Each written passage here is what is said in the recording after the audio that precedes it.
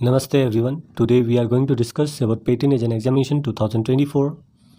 Paper 1. Time duration is 2 hours and maximum mark is 100. Some general instruction, kindly go through it. Good thing is that there is no negative marking. कोई negative marking नहीं है अगर गलत भी करते हैं तो ये अच्छी बात है. तो चलिए स्टार्ट करते हैं with question number 1 part A. इसमें सिंपल यही है कि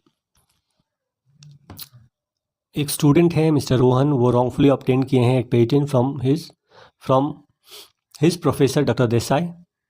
और देसाई ने क्या क्या कोर्ट केस किया. रेवोकेशन प्रोसीडिंग में कोर्ट का ऑर्डर है कि जो पेटेंट ग्रांट हुआ है उनके स्टूडेंट को उनको दिया जाए. तो इस सिचुएशन में क्वेश्चन पूछ रहे हैं what would be the date of patent granted to doctor Desai. तो डेट क्या होगा, date of grant of patent. Date of grant of patent क्या होगा इसमें बहुत सिंपल है. जो फाइलिंग डेट होता है, जो ऑर्डिनरी एप्लीकेशन होता है, जो डेट ऑफ फाइलिंग होता है वही डेट ऑफ ग्रांट होता है. तो रिवोक्ड पेटेंट का जो डेट ऑफ फाइलिंग होगा, डेट ऑफ ग्रांट होगा, वही डेट ऑफ ग्रांट इनको मिलेगा. इसमें इंटरनेशनल फाइलिंग का कोई बात ही नहीं, भी होगा ही नहीं. Date on which the controller granted new patent नहीं है, वो पुराना ही पेटेंट है, उनसे चोरी हुआ था. ठीक है, तो डी ऑप्शन भी रॉन्ग है. Date on which controller revokes the patent, ऐसा जिस दिन रिवोक हुआ तो उस दिन का डेट नहीं पड़ेगा उसमें. जो रिवोक्ड पेटेंट है, जो उसका डेट है, वही डेट यहाँ पे भी होगा. तो आंसर इज सी. और ये आपको एक रेवोकेशन प्रोसीडिंग आपको देखना पड़ेगा. Section 52 grant of patent to the true and fast inventor where it has been obtain by another in a fraud of him. ये भी एक चीज़ है. ये रॉन्गफुली ऑब्टेन, इसका भी एक प्रोविज़न है. किस प्रोविज़न में, तो रेवोकेशन प्रोसीडिंग आप देख सकते हैं. Next question number 2. Question number 2 में क्या है, mister Ragini has compose an, एक कंपोजिशन है. उस कंपोजिशन ये कौन सा आईपी एक्ट में आएगा. बहुत ही सिंपल क्वेश्चन है ये. तो ये कॉपीराइट एक्ट में आएगा. कॉपीराइट एक्ट में क्या क्या होता है, literary work such as novel and poetry जो लिखा जाता है, dramatic work such as plays जो भी ड्रामा है आप देखते हैं, वो सब किस में आता है, कॉपीराइट एक्ट में. म्यूजिकल वर्क, गाना धुन बनाना, तो ये जो करंट क्वेश्चन है वो म्यूजिकल वर्क में आता है क्योंकि ये कंपोजिशन है और ये एक कॉपीराइट प्रोटेक्शन के अंडर इसको प्रोटेक्शन मिलेगा. फिल्म्स हो सकता है, साउंड रिकॉर्डिंग हो सकता है. तो दूसरा क्वेश्चन भी आ सकते हैं, तो ये बहुत ही इंपॉर्टेंट है, आप जान लीजिए. ट्रेडमार्क एक्ट होता है only for the marks, business mark के लिए ट्रेडमार्क एक्ट होता है. पेटेंट फॉर इन्वेंशन आपको जैसे पता है, डिज़ाइन आपको पता ही होगा. जो भी आई कैचिंग चीज़ है वो डिज़ाइन एक्ट में कवर होता है. Question number 3 is also simple. एक फॉर्मुलेशन है, ये क्या पेटेंटेबल होगा. अगर पेटेंटेबल होगा तो SPF वैल्यू कम होना चाहिए. तो ये आंसर सी है. ये बहुत ही सिंपल क्वेश्चन है. Question number 4. Under the doctrine of national treatment as regard to the protection of industrial properties country must grant the same protection as it grant to its own national. जैसे एक country अपने लोगों को जो protection देती है वही दूसरे कंट्री को देगी, वही उसी को बोलते हैं डॉक्ट्रिन ऑफ नेशनल ट्रीटमेंट. तो इस रिगार्डिंग ये 4 ऑप्शंस हैं. 4 ऑप्शंस में क्या होगा, 1 national of the other member countries of Paris convention. Paris convention में ही यही चीज़ है, नेशनल ट्रीटमेंट वाला. ठीक है. यूनाइटेड नेशन में कोई भी IPR का बात नहीं है, तो वो 2 होगा ही नहीं इसमें. 3 है nationals of the all the countries of Paris convention but and the same legal remedy against infringement of the rights is not available to national of those countries with which it fought wars in the past. तो ये भी नहीं होगा क्योंकि जो वार country है उसमें rights नहीं मिलेगा, ये बोल रहे हैं. ऐसा कुछ नहीं है. 4 में है national of the countries that are not party to the Paris convention and if they are domiciled in a member country or if they have a real and effective industrial or commercial establishment in such a country. Paris convention का membership नहीं होने से भी अगर कोई ये country जो कि IPR प्रोटेक्शन को लेके बहुत ही उत्सुक है और वो सेम राइट्स और लिबर्टीज़ प्रोटेक्शंस देती है जैसे कि बाहर की कंट्री पे पेरिस कन्वेंशन के मेंबर देते हैं, तभी ये होगा. तो answer is D 1 and 4 are right. कुछ पॉइंट्स है जो कि नेक्स्ट कमिंग क्वेश्चन में भी हेल्प कर सकता है आप लोगों को, जैसे कि India become a party to the Paris convention, जो पेरिस कन्वेंशन हुआ था for the protection of industrial property on September 7, 1998. ये पहले पूछा गया था. इम्पॉर्टेंट है, इस रिगार्डिंग आप याद कर लीजिएगा। September 7, 1998 में इंडिया ने ज्वाइन किया था Paris convention. The convention become binding on India on, और इफेक्ट में कब आया? December 7, 1998। September and December 7 date एक ही है, तो इजी होगा, आसानी होगा आप लोगों के लिए। Next question, question number 5। Question number 5 में क्या है? Mister Ramayuna file an application for the grant of patent with provisional specification on 6/11/12 in patent office Delhi. Subsequently complete specification was filed on 5/11/2013। तो विद इन 1 ईयर है ये, क्योंकि आपको provisional specification अगर file करते हैं तो विद इन 12 मंथ्स आपको क्या करना होता है? कंप्लीट स्पेसिफिकेशन फाइल करना होता है, तो ये विद इन टाइम है। As per the provision of section 13 the examiner after conducting the prior research cell report, तो किसको रिपोर्ट 1, 2 एंड 3 है? तो patent literature anticipating the claims and published before 5/11/2013। उससे पहले कंप्लीट स्पेसिफिकेशन फाइल किया है, उससे पहले patent literature anticipating the claims. Patent literature wearing the invention is claim bye application is claimed in any claim of complete specification published after 5/11/2013 but having priority before 6/11/2020 and filed in India। और third है non patent literature anticipating the claims and publish before 5/11/2013, क्योंकि उस दिन complete specific. तो इस regarding ये तीनों ही right है, क्योंकि ये सब में सर्च किया जाएगा। Answer is D, all the above. और इस रिगार्डिंग सेक्शन 13 पढ़ लीजिएगा, search for anticipation by previous publication and by prior claim. और रेलिवेंट रूल है rule 28, procedure in case of anticipation by prior publication. तो ये इंपॉर्टेंट है इस क्वेश्चन के रिगार्डिंग ये सेक्शंस एंड रूल्स।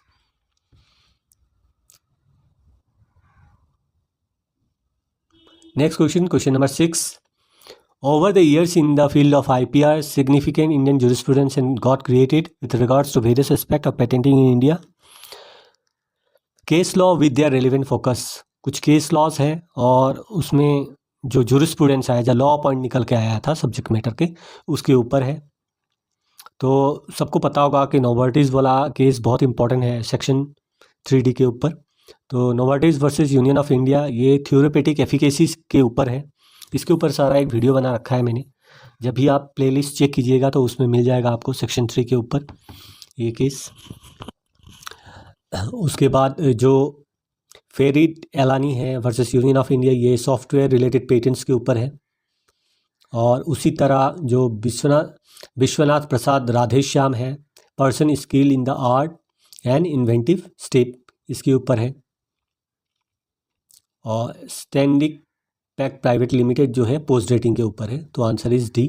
तो ये कुछ केसेस हैं, केस के टाइटल हैं और उसके मेन जो सब्जेक्ट मैटर था, जो लॉ पॉइंट निकल के आया, उसमें जो कोर्ट का ऑब्जर्वेशन था मेनली उसके ऊपर है ये। So next question, question number 7। 7 में देखिए क्या है कि clause of the section 3। Section 3 very very important है, each and every clause important है, आपको याद होना चाहिए इसमें क्या है, क्योंकि हर बार इससे क्वेश्चन आएगा ही। 100% श्योर हो जाइए आप, इससे क्वेश्चन आएंगे ही। तो सेक्शन 3 जैसे भी हो, सेक्शन 3 के ऊपर मैंने बनाया था how to remember things. Section 2 के ऊपर था, section 2 and section 3 of the patent act, very very important. आप ईच एंड एवरी जो भी डेफिनेशन क्लॉज है और सेक्शन 3 का है, व्हाट आर नॉट पेटेंटेबल, ये आपको जानना पड़ेगा। तो एग्जाम्पल्स है which are not patentable under the relevant clauses of the act. तो आपको जो अगर ये पता है तो आराम से हो जाएगा। तो हम लोग सेक्शन 3J जो है, plants and animal in whole और एनी पार्ट देयर ऑफ, इसमें क्या होगा कि इज़ नॉट पेटेंटेबल। तो क्लॉज ऑफ सेक्शन 3 है और इसमें कुछ एग्जाम्पल्स है जो कि आपको रिलेट करना है। तो सिंपली हम जे को देखते हैं, plants and animal in a whole और any part there of other than micro organisms is not patentable. तो इसमें जैसे देखिए प्लांट्स और एनिमल के बारे में है, तो माउस सेल के बारे में है। तो माउस सेल कहाँ पे है? ई। तो 3J का आपका 1 का ई यहाँ पे कर सकते हैं।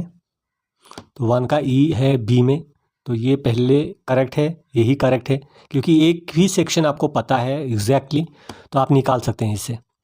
देखने में बहुत ही कॉम्प्लिकेटेड है, पर एक जो डेफिनेट है आपको वो अगर पता चल जाए, जैसे H देखिए, 3H में क्या है? ये मेथड ऑफ एग्रीकल्चर और हॉर्टिकल्चर। H से ही आप रिमेंबर कर सकते हैं कि ये हॉर्टिकल्चर के ऊपर है।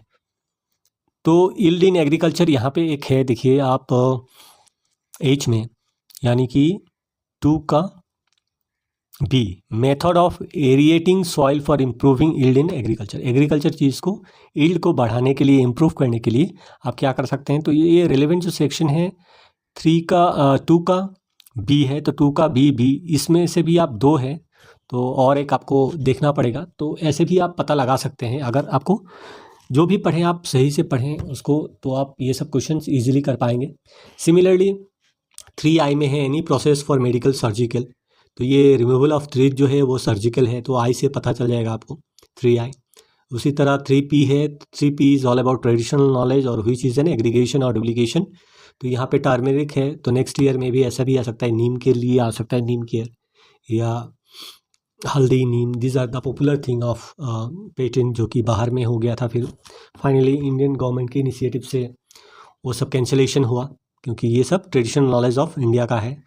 और सेक्शन 3 उसी तरह जो सी है वो है साइंटिफिक प्रिंसिपल्स के ऊपर बेस करके, जैसे आइसोलेशन ऑफ इंसुलिन जीन, क्योंकि ये एक नियर डिस्कवरी है, क्योंकि ये चीज़ ऑलरेडी है, उसको निकाला गया है थ्रू एनी प्रोसेस, तो इसमें पेटेंट नहीं होगा। So the answer is B. अगर देखा जाए तो बहुत ही कॉम्प्लिकेटेड है, पर आप अगर बढ़िया से जानते हैं तो बहुत ही इजीली इसको सॉल्व कर पाएंगे। 3J से ही इसका आंसर निकल जाता है, एक ही सेक्शन से। Moving to the next question, question number 8। Question number 8 में है, Dr. Sunita want to file a patent application involving gene and protein data in India. As a patent agent, you advise her that she also needs to file the sequence listing of nucleotides or amino acid sequence. The correct way for filing sequence listing of nucleotides or amino acid sequence in India is, तो इसमें आप rule 9 का 3 देखिए, बहुत ही important है, और इसका answer है A, the sequence listing of nucleotides और amino acid sequences shall be file in computer readable text format. ठीक है, तो CD जनरली दिया जाता है उसमें, अलॉन्ग विथ द एप्लीकेशन। अगर आप जैसे बहुत सारे पेन ड्राइव भी देते हैं, क्योंकि CD क्रैक होना या सही से नहीं दे पाते हैं, तो आप and no print form of the sequence listing of the nucleotides और amino acid sequence is required to be given, और उसका प्रिंट निकालने का ज़रूरत नहीं है। ये चीज़ लिखा गया है कहाँ, रूल 9 सब क्लॉज 3 पढ़िए, उसमें सारा कुछ है इसका आंसर डायरेक्ट। मैं यहाँ पे रिपीट नहीं करूँगा क्योंकि it will take more time. Next question, question number 9। Mister Madhav is a plant science researcher and specialize in developing transgenic rice. After he quits from his organization has filed a patent application based on Madhav's work, and the same was granted with several of his colleagues as inventor. Mr. Madhav came across this news in a newspaper that a patent has been granted this month for the transgenic rice developed by him, but Mr. Madhav's name was not mentioned as inventor. He is not happy about it. He consult you. What among these options will be your correct advice as per the provision of the act? तो आप कैसे advice करोगे इसमें? तो इसमें आपके पास सारे जो ऑप्शंस है वो पोस्ट ग्रांट अपोजिशन, क्योंकि ऑलरेडी ग्रांट हो चुका है तो प्री ग्रांट तो होगा नहीं, 25(1) तो एप्लीकेबल होगा नहीं, 25(2) ही होगा, क्योंकि section 25(1) for pre grant opposition और पोस्ट ग्रांट अपोजिशन 25(2). तो इसमें से जो 25(1), 25 माने ए और सी ऐसे ही रिमूव हो जाते हैं, हट जाते हैं। फिर 25(2) में 2 है, 7A है और 7 है, तो इसका जो आंसर होगा ना, फॉर्म 7 होगा। ये करेक्ट आंसर है, ऑप्शन डी। आप इसमें फ़ी भी देख सकते हैं, 2400 का फ़ी चाहिए इसमें, तो ये भी एक बहुत ही ईजी आंसर है, आप निकाल सकते हैं बहुत ही आसानी से। Next question, question number 10। Doctor Sita file A provisional application for an innovative beeper technology on 1/1/2018. The timeline to file the complete specification is near. However, the same is not complete and she needs few more months. Dr. Sita consult you for professional advice. The possible correct option is. तो बहुत बार ऐसे होते हैं कि inventor provisional application file करते हैं, within 1 year वो चाहते हैं कि वो फाइल कर दे, पर नहीं हो पाता है उनसे, तो इस सिचुएशन में आप क्या करोगे? तो इसमें आंसर है D, doctor Sita can post date the application for a maximum of 6 month, 6 महीने तक और भी टाइम मिल जाएगा, पर उसमें पोस्ट डेटिंग होगा। Provided C request for post dating the application before expiry of the, जो भी टाइमलाइन है 1 साल के अंदर अंदर, जैसे उन्होंने कब किया था 1/1/2018, तो 1/1/2019 से पहले पहले उनको क्या करना पड़ेगा, एप्लीकेशन करना पड़ेगा फॉर पोस्ट डेटिंग, क्योंकि उनको और टाइम चाहिए। तो ये जो जितने भी हैं रेलिवेंट सेक्शंस वो है सेक्शन 9(4) एंड सेक्शन 17(1). इसमें जो स्पेसिफिकली लिखा गया है मैक्सिमम टाइम ऑफ 6 मंथ। सो ये चीज़ जानना बहुत ज़रूरी है। तो this answer is also very easy. देखने में बड़ा है पर इतना टफ है नहीं। Next question, question number 11, mister John and MS Pakshi jointly made an invention and wished to file a PCT international application. Mr. John is a resident of PCT contracting state, but Pakshi is not. एक PCT state का member है, एक नहीं है। What would be the situation permitted under PCT? तो ये PCT patent corporation treaty बहुत ही important है। हर बार आजकल ज़्यादा से ज़्यादा क्वेश्चंस आ रहे हैं, तो जो भी रेलिवेंट चैप्टर है, चैप्टर 3 है, आप उसको बहुत अच्छी तरीके से और बार बार पढ़िए, उसमें से क्वेश्चंस बहुत सारे आ रहे हैं। इसमें देखिए ऑप्शन क्या क्या है आपके पास। ऑप्शन है they cannot file any PCT international application jointly, is not a national resident of PCT contracting state. क्योंकि ये नहीं है तो इसका मतलब जो एक है उनका भी राइट अधिकार चला जाएगा, ऐसा तो है नहीं। तो ये क्वेश्चन नंबर 1 गलत होगा। They can file jointly as mister John is a resident national of PCT contracting state, एक आदमी तो है, तो ये जो ऑप्शन है वही करेक्ट है, बी। सी और डी भी नहीं होगा। क्यों नहीं होगा? मिस्टर पाक्सी need to sign an affidavit about non resident of PCT state and then they can jointly file, ऐसा कोई प्रोविजन है नहीं। और जो डी है, they both can make a joint declaration under PCT rule 34(20)(1) to become eligible to file joint PCT international, ऐसा भी कोई रूल नहीं है। तो जो करेक्ट आंसर है बी है इसमें। आप इसको जितना पढ़ेंगे उतना सही होगा, क्योंकि एवरी ईयर क्वेश्चंस ज़्यादा से ज़्यादा आ रहे हैं। Next question, question number 12। Question number 12 में है company hassium found that a patent filed by its rival company rhenium is a copy of its patented invention. It approached a patent agent and asked to file a pre-grant opposition. Pre-grant opposition के ऊपर ये सारे हैं, तो इसीलिए 25 section 25 आपको बताया था मैंने अभी थोड़ा देर पहले कि 25(1) जो है वो प्री ग्रांट अपोजिशन, 25(2) सेक्शन 25(2) जो है वो पोस्ट ग्रांट अपोजिशन है। तो इसमें भी जितने भी प्रोविजंस है, जितने भी ग्राउंड्स है, वो आपको जानना पड़ेगा, तभी आप कर पाओगे ये सब। ठीक है, तो इसमें डायरेक्ट मैचिंग है। पब्लिकली नोन और यूज्ड इन इंडिया, तो क्या होगा 25(1)(d) होगा। ऑब्वियसनेस है तो 25(1)(e) होगा। प्रायर एंटिसिपेशन है तो 25(1)(b) होगा। क्लेम्स नॉट पेटेंटेबल 25(1)(f) होगा। और रॉन्गफुली ऑब्टेन जो अगर है तो ये 25(1)(a). तो ये सब कुछ ग्राउंड है फॉर ऑपोजिशन, आपको पढ़ना पड़ेगा और किस में क्या है ये भी याद रखना पड़ेगा। तो आंसर इज डी। यहाँ पे डी जो ऑप्शन है वो करेक्ट ऑप्शन है, मैंने यहाँ पे लगा दिया है। पर यहाँ से आप कर सकते हो, पर 25 जितना भी रिमेंबर कर पाओगे। अगर 25(1) रिमेंबर कर लेते हो, 25(2) जस्ट कॉपी है, तो आपको कोई दिक्कत ही नहीं है इसमें। Next question, question number 13।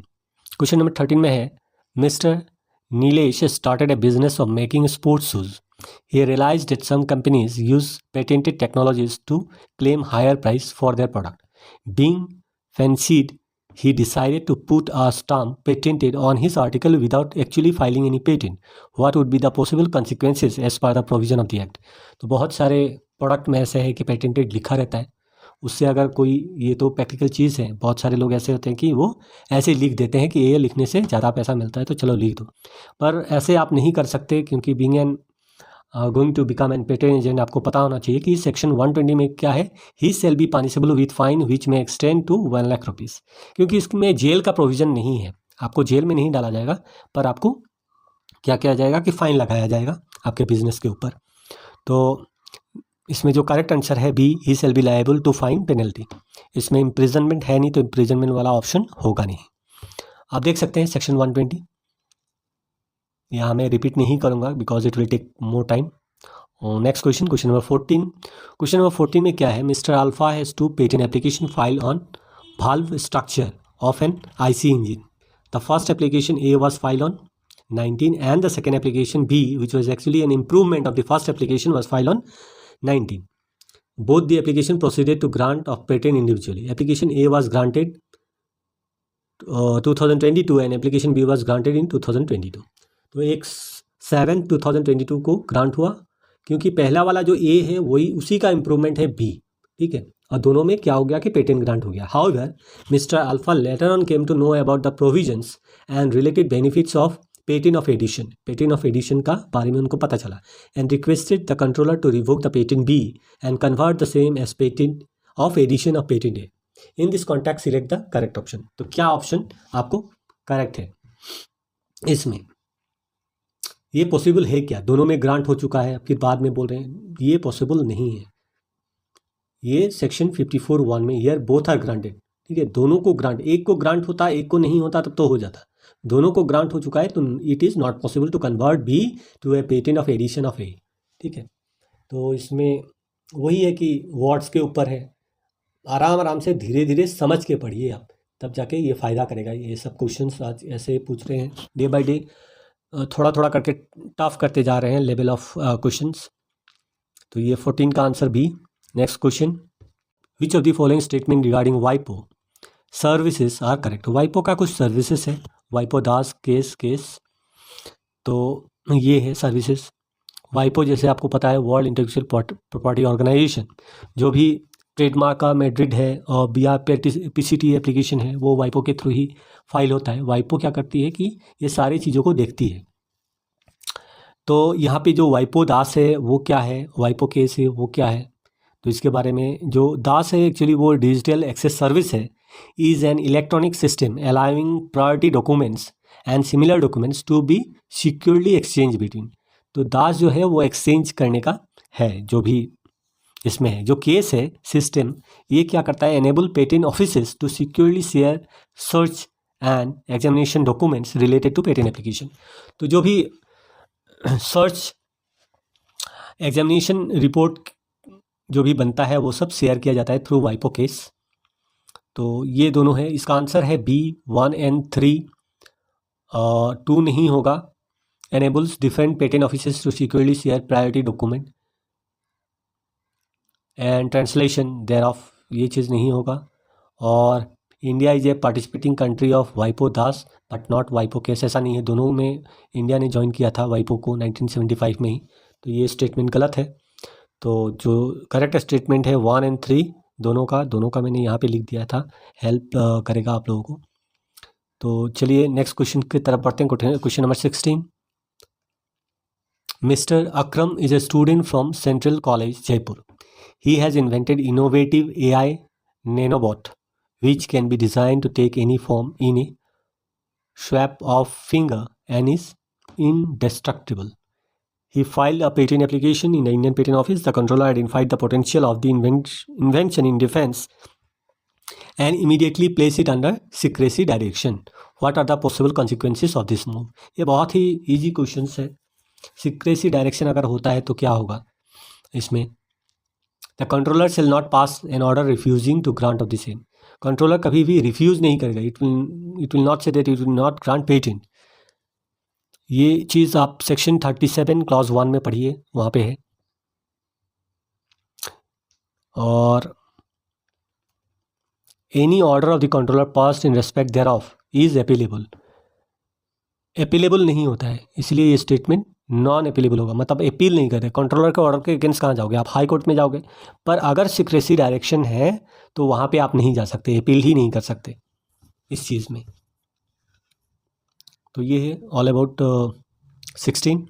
Next question 17 में क्या है, mister Vikrant was granted A patent for a novel coating over the photovoltaic cell to enhance its light absorption capacity in 2016. The granted patent lapsed and Mr. Vikrant filed an application for the restoration of the lapsed patent. His opponent Mr. Pran, who is also working in the same field, can file opposition to the application for restoration of the lapsed patent on which of the following grounds. तो यहाँ grounds के ऊपर है. तो grounds क्या होगा, इसमें section 60 में है जो कि लैप्स पेटेंट को फिर से आप जैसे एप्लीकेशन करेंगे तो जो टाइम लिमिट है इज़ विद इन 18 months, ये लिखा गया है सेक्शन 60 में. 61 में है procedure for disposal of application for restoration of lapse patent. तो 1 एंड 2 इसका आंसर है। 1 एंड 2 क्यों? Failure to pay the renewal fee by mister Vikrant was intentional.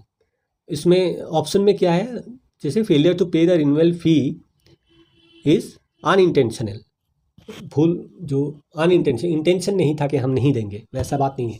तो इसमें ग्राउंड जो है वही एक ग्राउंड है, दो ग्राउंड है। एक है कि intentional, there was undue delay in making of the application, और ये एक सेकेंड पॉइंट है। तो ये बहुत ही दो ही इसमें कंडीशंस है, दोनों कंडीशंस 1 एंड 2 है। ये नीचे वाले दो नहीं होंगे क्योंकि ऐसा कोई कंडीशंस है नहीं।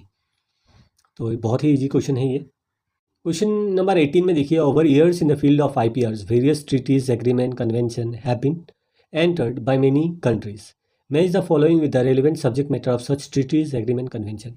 ये क्वेश्चन ट्रीटीज एग्रीमेंट के ऊपर है, कितने एग्रीमेंट हुए थे, क्या हुए थे, इसके ऊपर है। तो वही है, कन्वेंशन कहाँ पे हुए थे और उसके साथ किस चीज़ के लिए है ये, तो ये है। तो आपको इसमें जैसे अगर मैड्रिड प्रोटोकॉल के बारे में पता है, कब एडॉप्ट हुआ था, 1989 में, ऑपरेशन 1996 से हुआ गया था। तो इस क्वेश्चन में यही है कि आप देखिए, इसमें PCT आपको तो पता ही होगा क्योंकि आप पेटेंट के लिए पढ़ रहे हो, तो PCT पता है। PCT किस चीज़ के लिए है? पेटेंट के लिए है, इंटरनेशनल फाइलिंग के लिए है, ठीक है।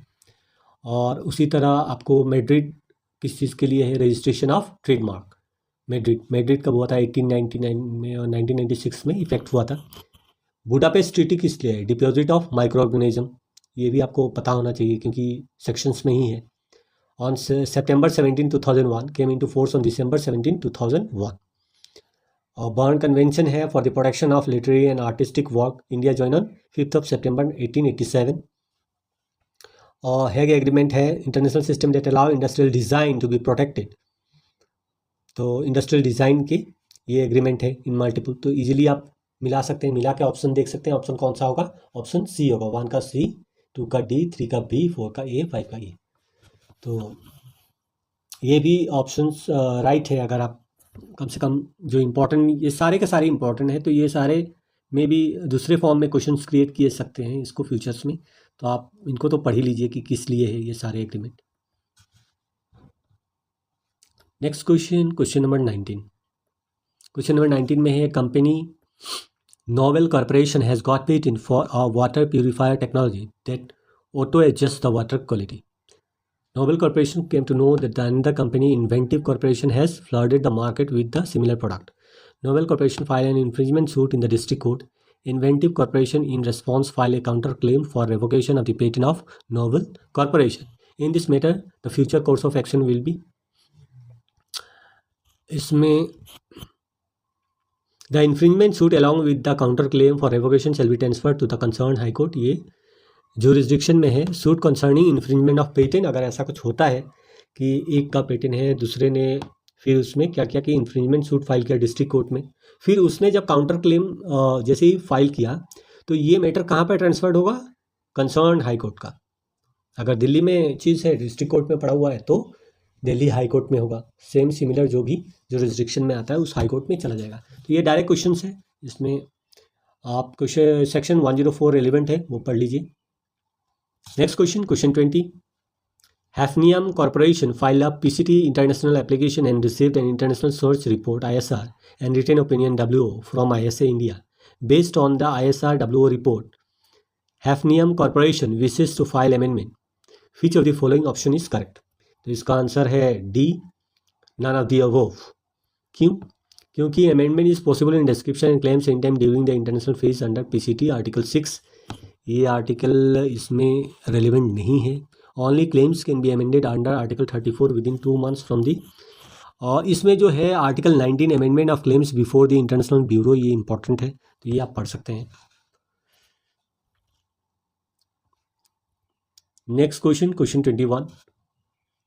21 में है, if A is equal to technical advance as compare to the existing B having economic C that makes the invention not obvious to the person skilled in art, then inventive step under the patent act means a feature of an invention that involves.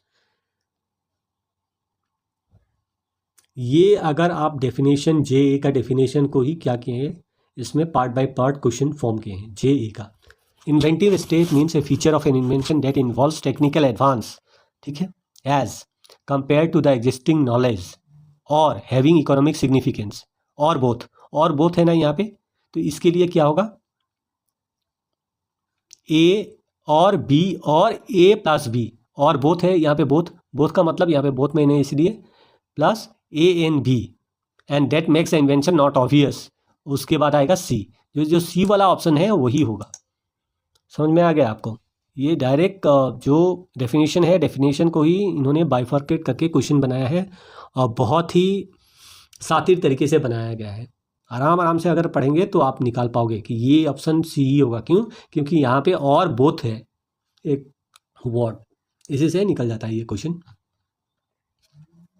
Question number 22, Bharat institute of engineering and technology BIET is a privately run educational institute. Their student faculty invented an air purifier want to file an patent application at the Indian Patent Office by exploring all the benefits extended to an educational institution by the government of India. Which of the following option would be correct?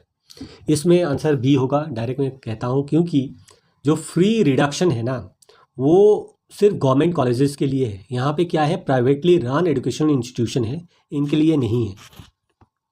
तो इसलिए क्या होगा कि एक्सपीडिटेड request for examination जो है वो file नहीं कर सकते।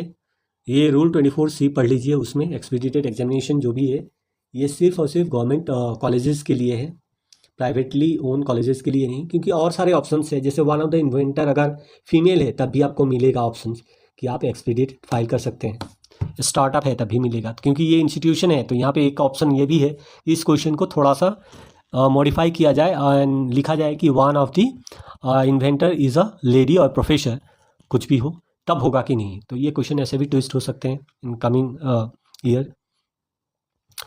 होप ये क्वेश्चन आपको क्लियर हो चुका होगा। Coming to the next question, question 23 में है, doctor Kavya is a scientist of one of the government research laboratories in India. She got a research finding from Department of Research, Government of India. As per the agreement, she communicated her research update regularly to the funding agency, which is consumer funding agency माने क्या, government का है तो government को ही ये जो भी है अपडेट दे रही है। Later on, her research turned out to having huge market potential, and the laboratory applied for a patent at the Indian Patent Office. Which of the following is true while considering the prior anticipation? ये anticipation के ऊपर है, क्योंकि ये government का है तो इनको थोड़ा सा रिलैक्सेशन रहता है। तो इसका आंसर होगा D, patent application is not deemed to have been anticipated by communication to government agency. ठीक है, गवर्नमेंट एजेंसी के लिए ये चीज़ नहीं है। सेक्शन 13 क्लॉज 4 आप पढ़िए, सब कुछ क्लियर हो जाएगा। डायरेक्ट क्वेश्चन है यहाँ से। और आपको प्रीवियस ईयर क्वेश्चन पेपर भी चाहिए तो पेटेंट एज एन एग्जामिनेशन के लिए या ट्रेडमार्क एज एन एग्जामिनेशन के लिए आप जो ये IP बातें हैं, IP न्यूज़, IP बातें, वहाँ पे देखिए सारे अवेलेबल हैं, सारे मैंने बना के रखे हैं। में भी आपको थोड़ा बहुत हेल्प हो जाएगा। पढ़ना तो आपको ही है, लिखना आपको ही है, पर ये कुछ क्वेश्चन सॉल्व करने से आपको सेक्शंस इनिशियली खोजना बहुत ही दिक्कत होता है, कहाँ खोजूँ। जैसे जैसे थोड़ा करके आप आगे बढ़ते रहेंगे इसमें, तो आपको सही होगा, सही से प्रिपेयर कर पाओगे। थोड़ा बहुत जो भी हेल्प हो सके इससे हेल्प ले सकते हो आप। Next question, question number 24, mister Daivam filed an application for the grant of patent for an innovative operative instrument, which was granted and published on 19/2/2018. Later, the specification and the claims were amended by the patentee, which was published on 2018 under the provision of the Patent Act 1970 and the rules made therein. Which of the following statement are correct? इसमें correct क्या है? इसमें देखिए एक चीज़ है, बहुत ध्यान से देखिएगा, ठीक है। ये सारे आपको पता है पोस्ट ग्रांट अपोजिशन का है, तो सेक्शन 25(2) क्या है, पोस्ट ग्रांट अपोजिशन है। इसमें क्या लिखा है, सबसे पहले देखिए, eight any time after the grant of patent grant हो गया but before the expiry of the period of 1 year, एक साल पहले। जो पहला वाला ऑप्शन है आपको तो लगेगा कि 19 to 2018, 19 to 2019, ये तो विदिन 1 ईयर है, तो ये होगा। ये नहीं होगा, क्यों नहीं होगा? जो टाइम लिमिट है वो तो है within time limit, within 1 year. Date of application of the grant एक साल के अंदर है। एनी पर्सन इंटरेस्टेड है यहाँ पे क्या है, एनी पर्सन है।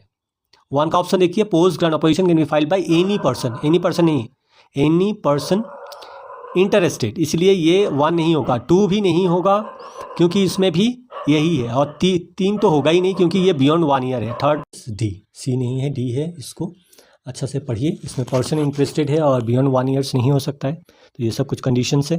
Moving to next question, question number 25 में अब देखिए क्वेश्चन है, mister Hirva wants to correct few mistakes which are there in his patent specification. He asks his friend who tells him that there are different way prescribed under the Patent Act 1970 and the rules made therein to correct such mistakes in his application. Which of the following statement is are correct with regards?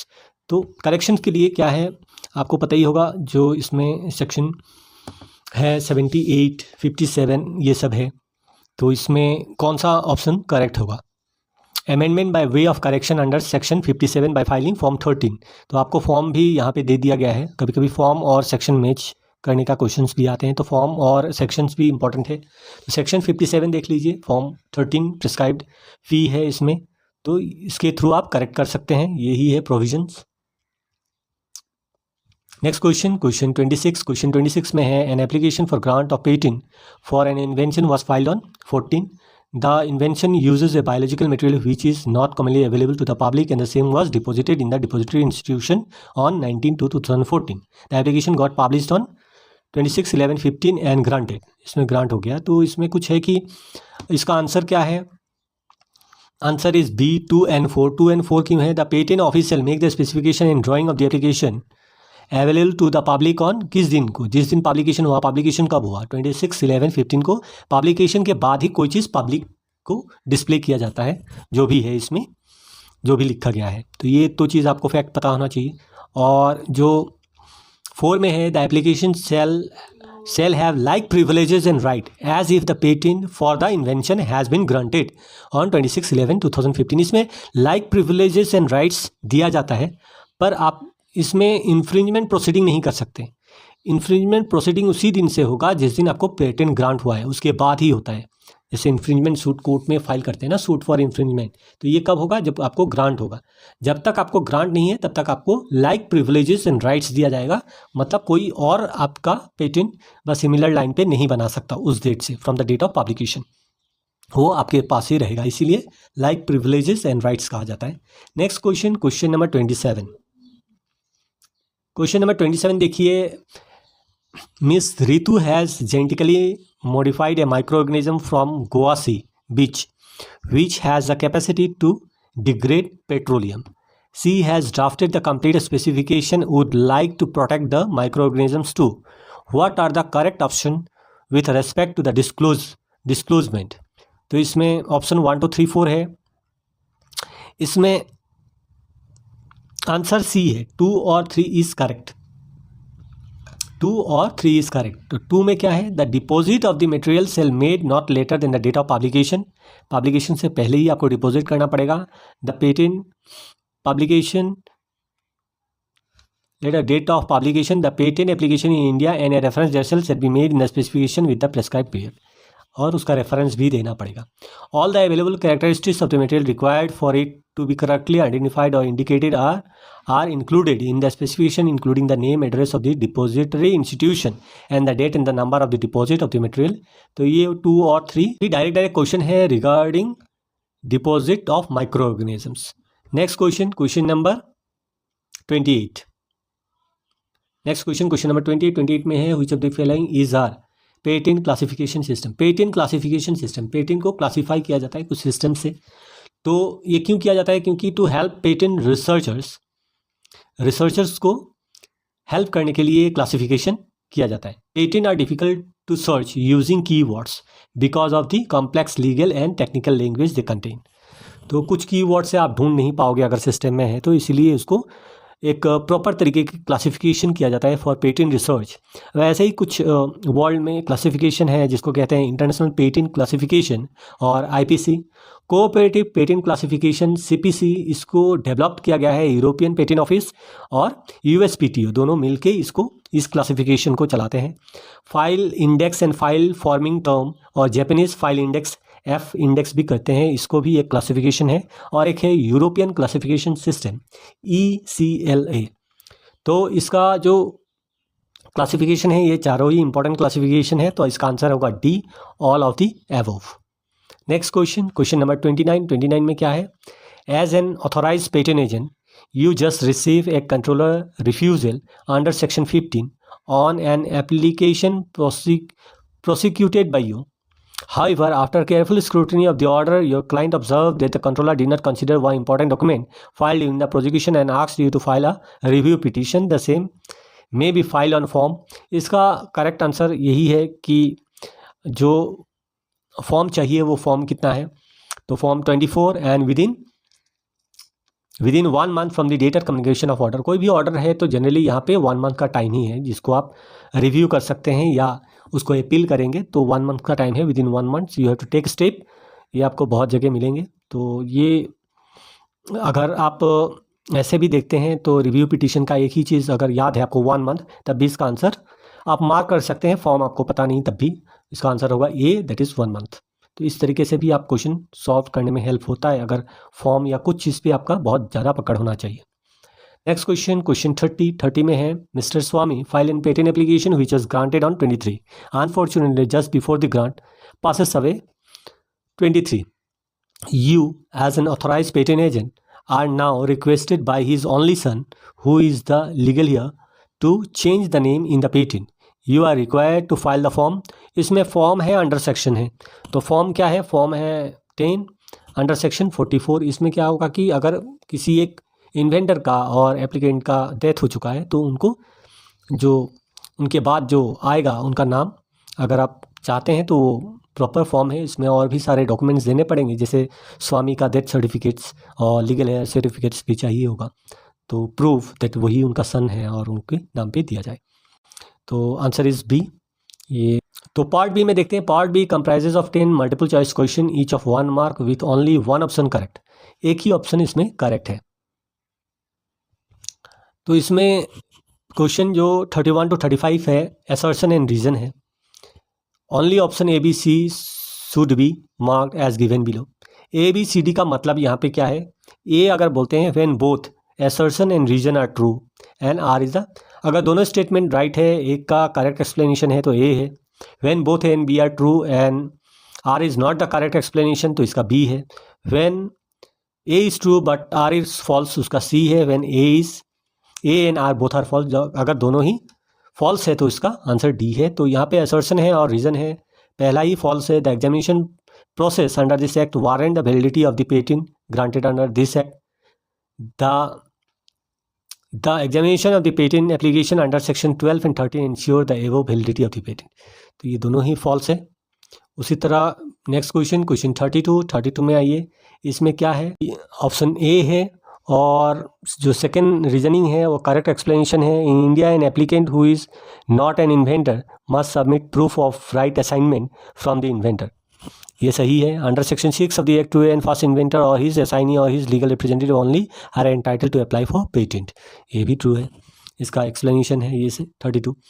तो next question 33 में आप देखिए, इसमें है answer is B, correct explanation नहीं है, दोनों statement right है।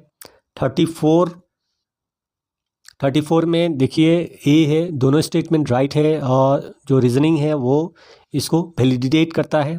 Every patentee and licensee has to furnish a statement regarding working of patent invention on commercial scale in India at regular interval. ये आपको मिल जाएगा सेक्शंस में, इनिशियल सेक्शंस में ही। Patents are not granted merely to enable patentee to enjoy a monopoly for the importation of the patented article, rather than patents are granted to encourage inventions and to secure that the inventions are worked in India on commercial scale। इसलिए तो मांगा जाता है statement of working. पहला statement right है, second statement wrong है। इसमें आप पढ़ लीजिए। जो 36 है इसमें क्या कहते हैं, ए बी सी का थोड़ा सा चेंजेस किए हैं। When statement 1 is true and statement 2 is false तो उसको ए कहेंगे। व्हेन स्टेटमेंट 1 इज़ फॉल्स, पहला ही स्टेटमेंट गलत है और सेकेंड स्टेटमेंट ट्रू है। When both the statement 1 and 2 are true, C है। When both the statement 1 and 2 are false तो डी है। तो इसका meaning actually twist and turn किए हैं ये लोग, तो ये आपका दिमाग का दही करने के लिए ये फिर से इसको चेंज किए हैं। जो भी हो, आपको थोड़ा सा अलर्ट रहना पड़ेगा। क्वेश्चन पढ़ के फिर से देख लीजिए कि ए होगा या बी होगा, कहता क्या है क्वेश्चन। तो उसी तरह आप देख सकते हैं नेक्स्ट क्वेश्चन नंबर 36 में है क्या, पहला स्टेटमेंट फॉल्स है। The timeline for filing a request for expedited examination can be extended by the controller in response to a petition filed by the application to do so. ऐसा कुछ provision है नहीं। The extension of time given to the applicant by controller under section 81 is not applicable. तो ये right है। Next question, question 37 में है answer सी, PCT application के ऊपर है। एप्लीकेंट नेम में भी different for different designated states at the national fees. इसमें जो सी है, सी का मतलब है both the statement 1 and 2 are true, दोनों ट्रू है। नेक्स्ट 38 में देखिए फिर स्टेटमेंट है India term of patent 20 years even ever since the patent act 1970 came into force on 1972।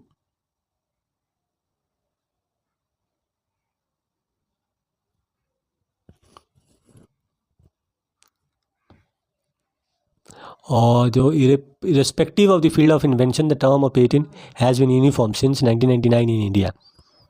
ये पेटेंट एक्ट आने के बाद ही 20 ईयर्स था, तो ये दोनों ही स्टेटमेंट गलत है।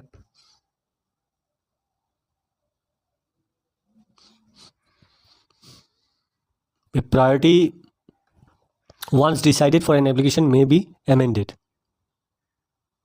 It is not possible to derive priorities from more than 5 earlier application on a single application।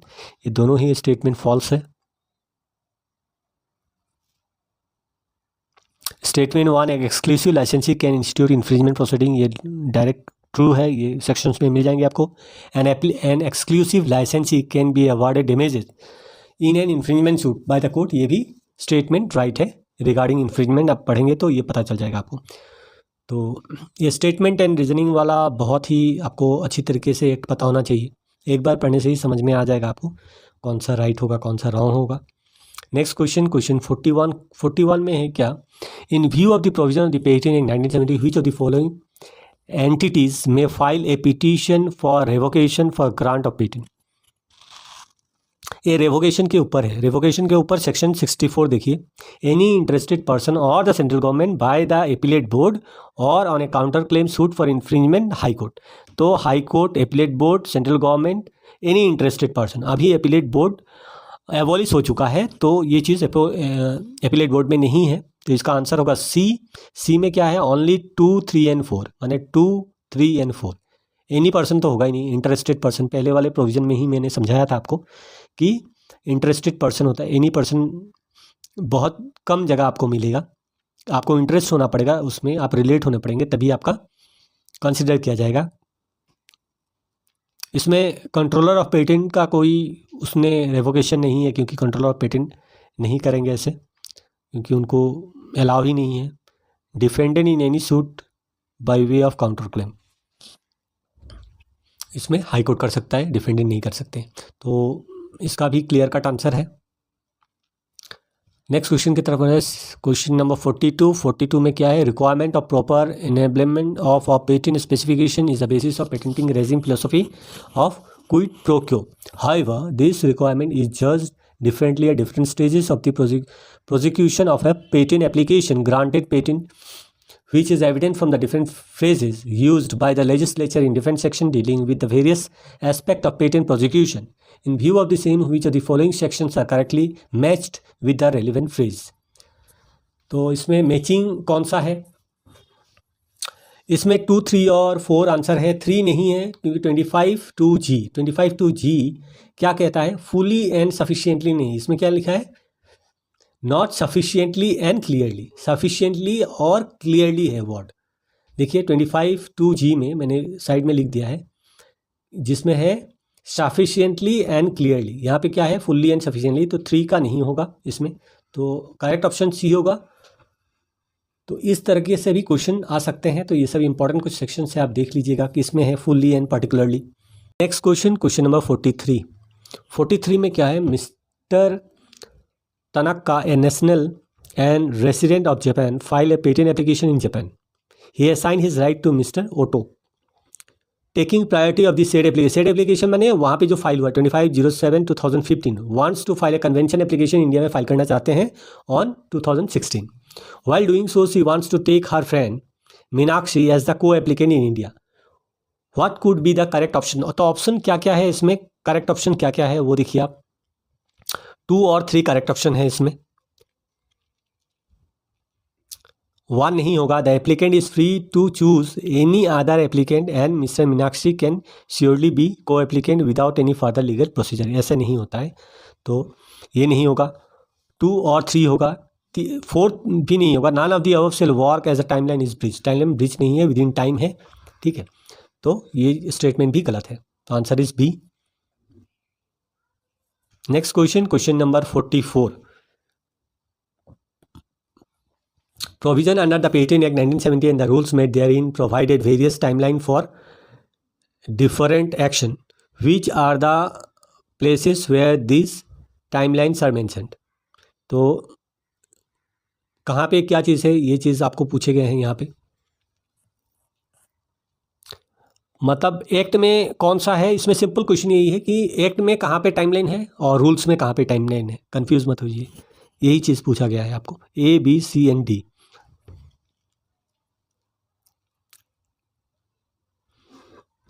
तो 1 का कहाँ है, यहाँ पे आपको जो भी याद है जैसे लिख लेंगे ना आप तो पता चलेगा। Timeline to file complete specification 12 months का टाइम है प्रोविजनल के बाद। ये चीज़ कहाँ है, सेक्शन 9 में है, 9(1) आप पढ़ेंगे तो। टर्म ऑफ पेटेंट 53 में है, 20 ईयर्स के लिए। Patent period under which restoration can be filed after the patent lapse, ये है 18 महीने, मतलब 1.5 साल के अंदर अंदर फाइल करना होता है from the date of lapse. और ये चीज़ कहाँ लिखा है, सेक्शन 60 में। नेक्स्ट जो है time period under which the post grant opposition. Post grant opposition का पहले भी हम कवर कर चुके हैं, रिपीट हो रहा है यहाँ पे क्वेश्चन फिर।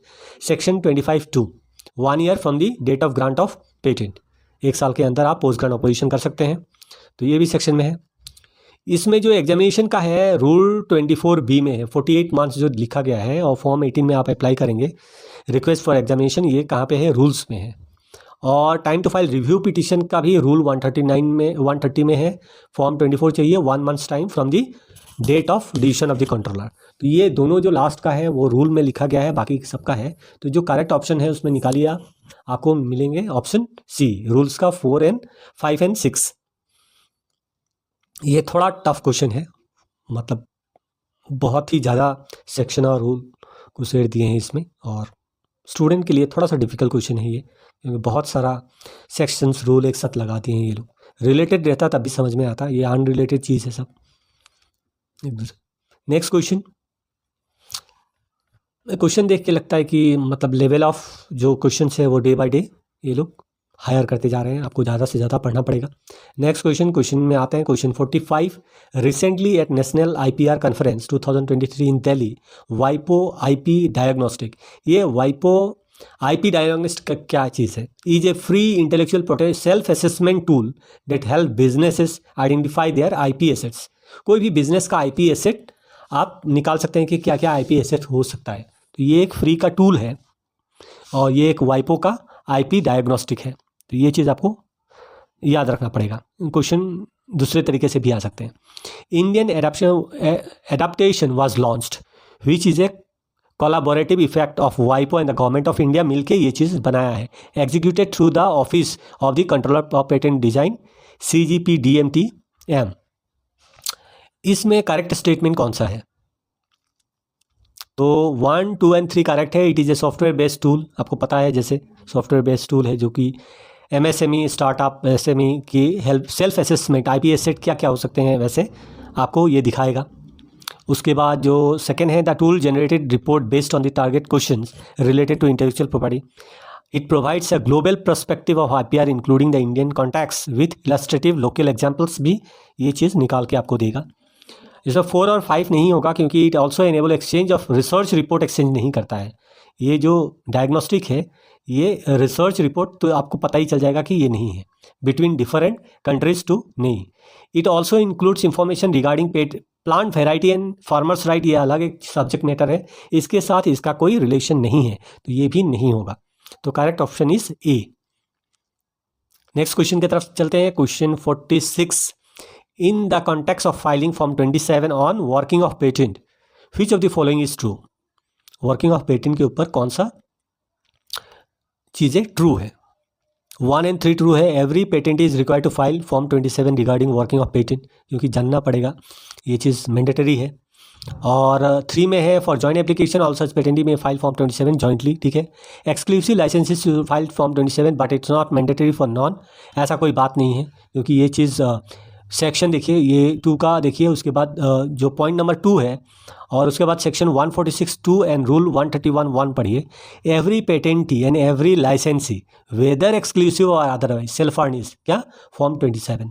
तो ये नहीं है कि नॉन एक्सक्लूसिव एक्सक्लूसिव, डिफरेंशिएट नहीं है इसमें, ठीक है, तो ये नहीं होगा। Next question, question 47। ये देख के आपको डर लग जाएगा कि बहुत सारा चीज़ है और आपको लगेगा कि ये क्या पूछे हैं इसमें से उसमें। तो इसमें यही है कि आपको जो फॉर्म है और रेलिवेंट सेक्शन है वो जानना पड़ेगा। जो रेस्टोरेशन ऑफ लैप्स पेटेंट है वो फॉर्म 15 में है, सेक्शन 60, रूल 84। जो statement and undertaking regarding foreign application है वो कहाँ पे है, statement and undertaking regarding foreign application form 3 में है, और ये सेक्शन 8 रूल 12 में दिया गया है। उसके बाद जो यहाँ पे application for amendment of application complete, amendment कहाँ पे है, फॉर्म 13 आपको पता है। सेक्शन क्या है, 57, हम लोग पहले ही कवर कर चुके हैं। ये सेक्शन 57 में फॉर्म 13 है रिगार्डिंग अमेंडमेंट वाला केस, तो वहाँ से भी आप ये निकाल सकते हैं। तो आपके पास क्या है, नंबर 4, नंबर 1 आप जानते हैं, नंबर 2 जानते हैं, ठीक है। नोटिस ऑफ अपोजिशन नहीं है, तो जो 3 है वो करेक्ट नहीं है। 3 का 4, 5 नोटिस ऑफ अपोजिशन जो है वो 3, उसके बाद 4 और, तो आंसर जो है which reference to the table which of the following option is not matching, matching नहीं हो रहा है करेक्टली, वो है answer C. Notice of opposition क्या है, उसमें सेक्शन 25(2) है। यहाँ पे देखिए नोटिस ऑफ अपोजिशन का क्या है, फॉर्म कौन सा है, फॉर्म 7 है नोटिस ऑफ अपोजिशन का, और सेक्शन 25(2) है। ये पोस्ट ग्रांट अपोजिशन का है 25(2), उसमें जो रेलिवेंट फॉर्म है 7A है, और प्री ग्रांट अपोजिशन का है सेक्शन 25(1) फॉर्म 7। तो ये चीज़ है इसमें। तो जो करेक्ट आंसर है वो आंसर है C. Next question, question 48। Jack and Jill venture up the hill and encounter the welcoming Umfa Dumfa tribe who graciously offered them a revitalizing route to chew, overwhelmed by its unique। ये जो चीज़ है वो है traditional knowledge के ऊपर। तो which among the following are appropriate option, option क्या है इसमें अप्रोप्रिएट, देखिए। तो पहला जो है, to partnership with the tribe ensuring fair compensation for the cultural knowledge and contribution, आप उनके साथ आप पार्टनरशिप करके उनको कुछ कंट्रीब्यूशन दे रहे हैं, तो ये करेक्ट है। सेकेंड जो है, परसेंटेज ऑफ द प्रॉफिट आप from the chocolate success may be directed back to the tribe for supporting their community and preserving their traditional knowledge, तो ये भी सही है। और जो थर्ड पॉइंट है, profit may be use to uplift the life, उन लोग का जो भी हो, पानी का समस्या हो, खाने का, रहने का, वो अपलिफ्टमेंट के लिए यूज़ हो रहा है, तो ये भी सही है। जो 4 पॉइंट है वो देखिए, to keep all profits for them self acknowledging the tribe privately, privately तो कोई चीज़ होगा नहीं, क्योंकि जो भी करेंगे आप वैसे, और सारे प्रॉफिट आप अपने पास नहीं रख सकते, तो ये भी ऑप्शन करेक्ट नहीं है। तो 4 को स्ट्राइक आउट कीजिए। 5 में है, share a percentage of profit with the Umfa Dumfa tribe as a fair compensation, ये एब्सोल्युटली राइट है। 6 में क्या है, make a one time charitable donation unrelated to the tribe's contribution, ये अनरिलेटेड अगर नहीं होकर रिलेटेड होता तब भी इसको माना जा सकता कि ठीक है, वन टाइम एक बना के उनको दे दिया गया है, तभी इसको कंसिडर किया है, कि तो अनरिलेटेड है तो इसलिए ये होगा ही नहीं। 7 में है, disregard any obligation to share benefits with the tribe due to the discovery process, ये बिल्कुल ही गलत है। उनका ट्रेडिशनल नॉलेज है तो डिसरिगार्ड तो आप कर ही नहीं सकते, क्योंकि इसके बहुत सारे लीगल प्रोविजंस भी हैं वैसे। तो यहाँ आते हैं अकॉर्डिंग टू क्वेश्चन, क्वेश्चन जो करेक्ट आंसर है, answer is D, 1, 2, 3 and 5 is correct. तो ये एक बार पढ़ेंगे तब भी आपको समझ में आ जाएगा कि इनका करेक्ट आंसर कौन सा है। Next question, question number 49। 49 में क्या है, mister Allu's name was remove from the register of patent agent on 25/3/2023। Now mister Allu wants to file an application for restoration of him name in the register of the patent agent regarding this, आप बताइए कि कौन सा option correct है। 2 and 3 यहाँ पे correct है, क्योंकि application for restoration in the name of the patent agent can only be made with in 25/5/2023, क्योंकि आप इसमें अगर ज़्यादा पढ़ना चाहते हैं तो 117 पढ़िए, restoration of name of person removed from the register of the patent agent. An application for the restoration of the name of any person removed from the register of the patent agents under subsection 2 of section 130 shall be made in form 23. तो relevant form है form 23 within 2 months from the date of such removal. तो एक time period है is 2 months.